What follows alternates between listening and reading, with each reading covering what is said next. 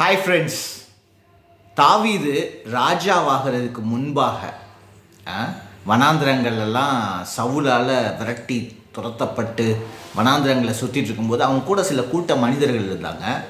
ஒரு நாள் அவங்களுக்கு சாப்பிட்றதுக்கு எதுவுமே இல்லை, ரொம்ப பசி. அப்போ என்ன பண்ணுறாங்கன்னா, தேவ சமூகத்து அப்பங்கள், பிரெட் ஆஃப் த ப்ரெசன்ஸ், தேவ சமூகத்து அப்பங்கள், அது ஆசாரியர்கள் மாத்திரம்தான் சாப்பிட்ணும், வேற யாரும் சாப்பிடக்கூடாது.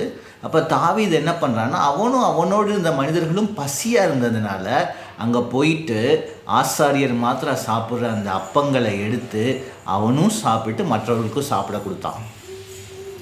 ஆனால் அதே மாதிரி இன்னொரு விஷயம் நடந்துச்சு. உசியா அப்படின்னு ஒரு ராஜா ரொம்ப சக்ஸஸ்ஃபுல்லாக ஆட்சி செஞ்சிட்டு இருந்தார். ஆனால் பெருமை வந்துருச்சு, சக்ஸஸ்னால் பெருமை வந்துருச்சு. இந்த ஆசாரியர்கள் மாத்திரம்தான் தூபம் காட்டணுமா அப்படின்னு சொல்லிட்டு, நானும் அவர் ராஜா ஆசாரியன் கிடையாது, நானும் தூபம் காட்டுவேன்னு போயிட்டு டெம்பிள் தேவாலயத்துக்குள்ளே போயிட்டு தூபம் காட்டுறாரு. ஃபுல்லாக லெப்ரசி, தொழுநோய் வந்துருச்சுங்க. அப்போ தாவீது பண்ணது சரி, உசியா ராஜா பண்ணது தப்பு அப்படின்னு எப்படி கடவுள் தீர்மானிக்கிறாரு?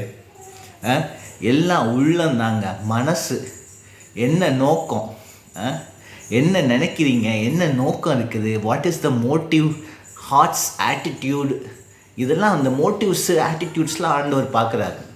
உங்கள் எண்ணங்கள் நோக்கங்கள் சிறந்தவைகளாக இருந்துச்சுன்னா கண்டிப்பாக கடவுள் உங்களை ஆசீர்வதிப்பார், தண்டிக்கவே மாட்டார்.